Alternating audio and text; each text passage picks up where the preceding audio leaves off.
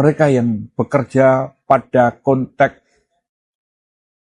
seni, budaya, ilmu pengetahuan, dan teknologi. Kekayaan intelektual ini penting.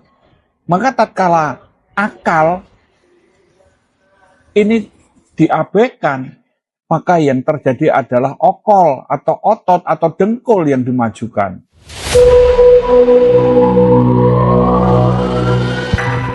Hukum ini refleksi suatu peradaban. Namun tatkala di tangan oleh aparat yang tidak memahami keutamaannya atau tidak punya spirit kemanusiaan, maka ini bisa saja menjadi bagian dari kekerasan yang berefek pada suatu kejahatan. Hukum ini bagi manusia, bukan sebaliknya.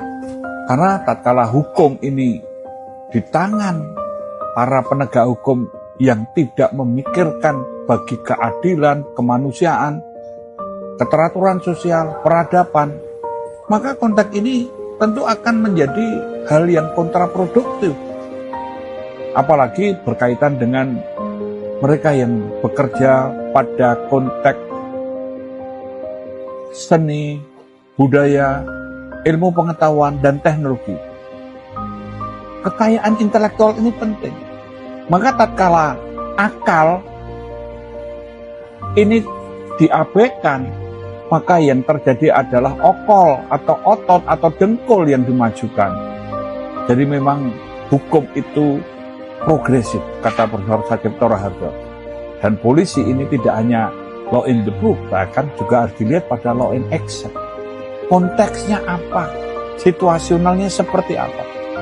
Maka konteks yang berkaitan dengan auditing pun ini bukan sekedar mencari kesalahan dan menyalahkan. Berkali-kali kita tatkala hanya menyalahkan, mencari kesalahan, maka kita tidak pernah belajar dari kesalahan. Dan sekali lagi kita harus selalu ingat bahwa di dalam supremasi hukum, hukum ditegakkan, tetapi keadilan, kemanusiaan, keteraturan sosial, dan peradaban ini juga harus diperjuangkan.